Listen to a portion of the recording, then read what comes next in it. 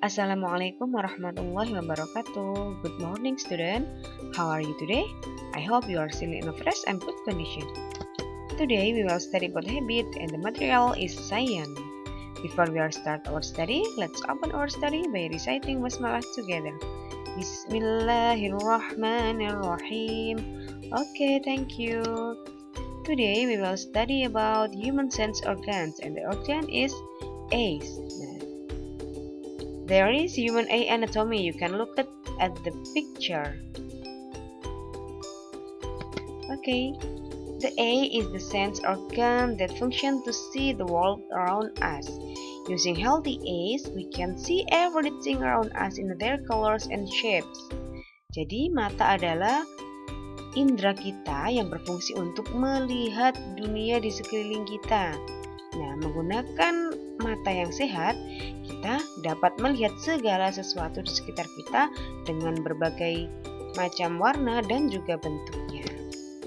Nah, there is parts that protect the eye. Ini ada bagian yang melindungi mata. There are eyebrow, eyelid, and eyelashes. And then parts that are associated with visual function. There are cornea, iris, and pupil. Nah, untuk bagian yang berhubungan dengan fungsi visual. Yang pertama ada kornea. Kornea adalah selaput transparan, berfungsi untuk menyampaikan cahaya yang masuk ke mata. Yang kedua, iris. Iris memberi warna pada mata kita. Jika seseorang biasanya bule, memiliki mata biru, itu berarti iris matanya berwarna biru. Iris memiliki peran mengontrol jumlah cahaya yang masuk ke pupil.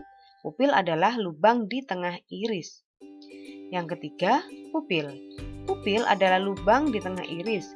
Ketika cahaya terlalu terang, pupil akan menyempit untuk mencegah cahaya yang berlebihan masuk ke mata.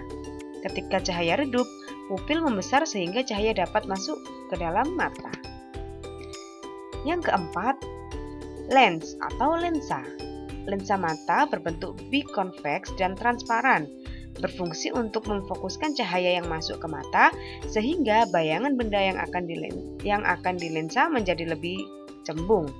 Ketika mata melihat objek yang jauh, lensa akan menjadi lebih cekung.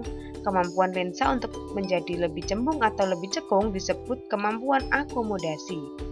Akomodasi dikendalikan oleh otot-otot optik. There is next part. There are humor vitreous and humor aqueous, retina, saraf optik, and otot optik. Humor vitreous dan humor aqueous adalah cairan yang kental seperti jelly, transparan. Humor aqueous mengisi ruang di depan lensa mata, sedangkan humor vitreous mengisi ruang di belakang lensa mata. Keduanya berfungsi sebagai lensa cair yang membantu memfokuskan cahaya pada retina. Selanjutnya, retina. Retina adalah lapisan mata yang paling dalam. Permukaan retina ditutupi dengan lapisan yang peka terhadap cahaya. Bagian retina yang paling sensitif disebut bintik kuning atau fovea centralis. Cahaya yang diterima oleh optik diteruskan sebagai impuls ke otak oleh saraf optik. Selanjutnya, saraf optik. Saraf optik berfungsi untuk menyampaikan rangsangan visual ke otak. Ketika rangsangan diproses oleh otak, kita dapat melihat dan mengenali objek. Yang terakhir, otot optik. Otot optik berfungsi untuk menggerakkan mata. Otot-otot ini menggerakkan bola mata ke atas, ke bawah, ke samping kanan dan kiri, dan juga berputar. And the next, eye disorders atau gangguan pada mata. There is nearsightedness atau rabun jauh.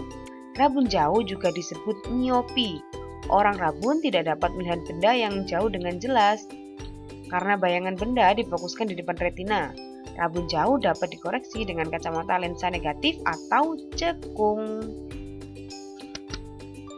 Kemudian, rabun dekat. Rabun dekat juga disebut hipermetropi. Seseorang dengan hipermetropi tidak dapat melihat benda yang dekat dengan jelas karena bayangan benda difokuskan di belakang retina.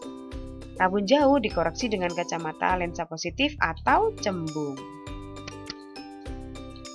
Selanjutnya, presbiopi. Presbiopi adalah kelainan mata yang disebabkan oleh penurunan kemampuan mata untuk berakomodasi karena otot-otot optik kehilangan kelenturannya. Seorang presbiopia tidak dapat melihat objek dengan jelas. Ini biasanya terjadi pada orang tua.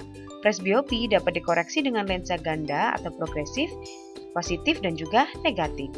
Selanjutnya, astigmatisme. Penderita astigmatisme tidak dapat memfokuskan cahaya secara merata pada retinanya sehingga bayangan tidak terfokus pada satu titik. Hal ini disebabkan oleh permukaan kornea yang tidak teratur. Seseorang dengan astigmatisme dapat dibantu oleh lensa dengan permukaan silinder. Selanjutnya ada rabun senja. Seseorang dengan nyctalopia tidak dapat melihat dengan jelas dalam cahaya rendah, misalnya saat senja. Hal ini disebabkan oleh kekurangan vitamin A. Selanjutnya, buta warna. Buta warna dapat diklasifikasikan menjadi dua jenis, yaitu buta warna sebagian dan juga buta warna total. Seseorang yang buta warna sebagian tidak dapat membedakan warna tertentu, seperti merah dan juga hijau. Seseorang dengan buta warna total tidak dapat membedakan satu warna dengan warna lainnya. Mereka hanya bisa melihat hitam dan juga putih. Dan yang terakhir, katarak. Katarak adalah penurunan akomodasi mata yang disebabkan oleh pengapuran lensa. Oke, for your task, rangkumlah materi mengenai human sense organ, yaitu mengenai mata yang telah kalian pelajari tadi. Selanjutnya, kalian bisa memfoto dan juga mengirimkan ke ustadzah kalian masing-masing. Okay, I think enough for our study today. Hopefully this is beneficial for us. And the last I say, wassalamualaikum warahmatullahi wabarakatuh.